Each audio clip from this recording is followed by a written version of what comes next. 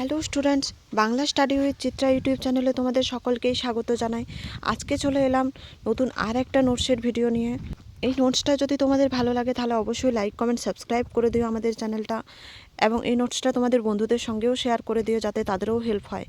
আর এর পরবর্তীতে তোমাদের আর কী নোটস লাগবে সেটাও আমাকে কমেন্ট করে জানিয়ে দিও। আজকে আমাদের আলোচনার বিষয় ক্লাস 12-এর 4th সেমিস্টারের জন্য একটি খুবই গুরুত্বপূর্ণ প্রশ্ন। তো অবশ্যই নোটসটাকে স্কিপ না করে প্রথম থেকে শেষ পর্যন্ত দেখবে। তো চলো বেশি দেরি না করে শুরু করা যাক। বাংলা চলচ্চিত্রের ইতিহাসে ঋত্বিক ঘটকের অবদান আলোচনা করো। দেখো উত্তর শুরু করেছি। ভূমিকা লিখবে। ভারতীয় ও বাংলা চলচ্চিত্রের ইতিহাসে যেসব স্রষ্টা শুধু ছবি তৈরি করেননি, বরং চলচ্চিত্রকে মানব মনের গভীরতম সত্য বলার এক অনন্য ভাষায় উন্নীত করেছেন, ঋত্বিক ঘটক তাদের অগ্রগণ্য। তার চলচ্চিত্র শুধুই বিনোদনের উপকরণ নয়, বরং সমাজ, ইতিহাস, দেশভাগের যন্ত্রণা, মানুষের অস্তিত্ব সংকট ও সংকটগ্রস্ত মানব জীবনের এক তীব্রদর্শী দলিল।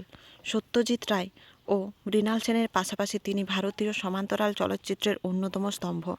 তার সৃষ্টিশীলতা, সামাজিক দায়বদ্ধতা, রাজনৈতিক দৃষ্টিভঙ্গি ও শিল্পভাষা তাকে অনন্য করে তুলেছে। দেখো নেক্সট পয়েন্ট, জীবন ও প্রেক্ষাপট। ঋত্বিক ঘটক 1925 সালে বাংলাদেশের ঢাকায় জন্মগ্রহণ করেন।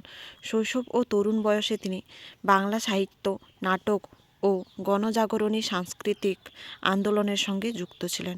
1940 থেকে 50 দশকের বঙ্গভঙ্গ ও উদ্বাস্তু সমস্যার অভিজ্ঞতা তার চিন্তা ও চলচ্চিত্রে গভীরভাবে প্রভাব ফেলেছিল। এই অভিজ্ঞতাই তার কাজকে এক ধরনের বেদনাপূর্ণ সমাজকথায় পরিণত করে। দেখো নেক্সট পয়েন্ট, তার উল্লেখযোগ্য চলচ্চিত্রসমূহ। মেঘে ঢাকা তারা 1960, কোমল গান্ধার 1961, অযান্ত্রিক 1958 প্রভৃতি তার উল্লেখযোগ্য চলচ্চিত্র। এরপর দেখো প্রত্যেকটি চলচ্চিত্র সম্পর্কে নিম্নে আলোচনা করা হয়েছে।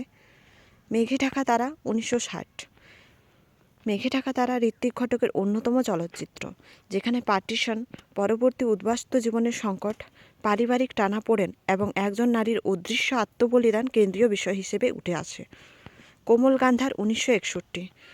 ঋত্বিক ঘটকের কোমল গান্ধার মূলত রাজনৈতিক বিভাজন, সাংস্কৃতিক আন্দোলনের সংকট, ব্যক্তিগত সম্পর্কের ভাঙন ও পুনর্গঠন এই চারটি স্তরের উপর নির্মিত একটি মানবিক সামাজিক চলচ্চিত্র। অযান্ত্রিক 1958। ঋত্বিক ঘটকের অযান্ত্রিক ভারতীয় সিনেমায় এক অনন্য সৃষ্টি, যেখানে মানুষ ও যন্ত্রের সম্পর্ক, আধুনিকতার আগ্রাসন এবং মানবিকতার ক্ষয় এই তিনটি স্তরে গল্পটি নির্মিত। দেখো নিম্নে তার অবদান সম্পর্কে আলোচনা করা হয়েছে। 1 নম্বরে দেখো তার ছবিগুলো বাণিজ্যিক ছকবাঁধা গল্প থেকে বেরিয়ে এসে নতুন ধারার অন্য রকম সিনেমার পথ দেখায়। 2 নম্বরে ঋত্বিক ঘটক চলচ্চিত্রকে জীবন্ত সমাজের প্রতিবেদন হিসেবে দেখেছিলেন। তার কাজ দেশভাগ, উদ্বাস্তু জীবন, মানবিক বেদনার মতো কঠিন বাস্তবতাকে কেন্দ্র করে গড়ে উঠেছে। দেখো 3 নম্বর, ঋত্বিক ঘটকের ছবিগুলোতে গান, লোকসংস্কৃতি, দৃশ্য ভাষা, অভিনয় ভাষা এক অনন্য কাব্যিক রূপ পেয়েছে। এই দৃষ্টিভঙ্গি তাকে সমকালীন চলচ্চিত্রকারদের থেকে আলাদা ও আধুনিক করেছে। 4 নম্বরে দেখো তিনি নিজের জীবনের অভিজ্ঞতা, বিশেষত দেশভাগ ও উদ্বাস্তুর যন্ত্রণাকে ছবিতে অনুবাদ করেছিলেন। তার মেঘে ঢাকা তারা, কোমল গান্ধার, সুবর্ণরেখা এগুলোতে মানুষের অস্তিত্ব সংকট ও বেদনা হচ্ছে গল্পের প্রাণ। 5 নম্বরে দেখো পুনে ফিল্ম ইনস্টিটিউটে শিক্ষকতা করে তিনি নতুন প্রজন্মের চলচ্চিত্রকারদের প্রভাবিত করেন।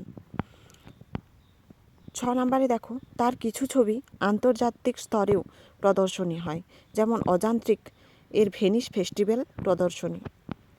7 নম্বরে দেখো বাংলা সিনেমাকে শিল্প চেতনার মাধ্যমে সামাজিক বাস্তবতার ভাষা হিসেবে প্রতিষ্ঠা করা। তোমাদের যদি নোটসটা একটু বড় মনে হয় তাহলে অবদানে তোমরা যে কোনো 5টি পয়েন্ট লিখবে, যেটা তোমাদের সহজ মনে হচ্ছে। তো এরপরে দেখো উপসংহার।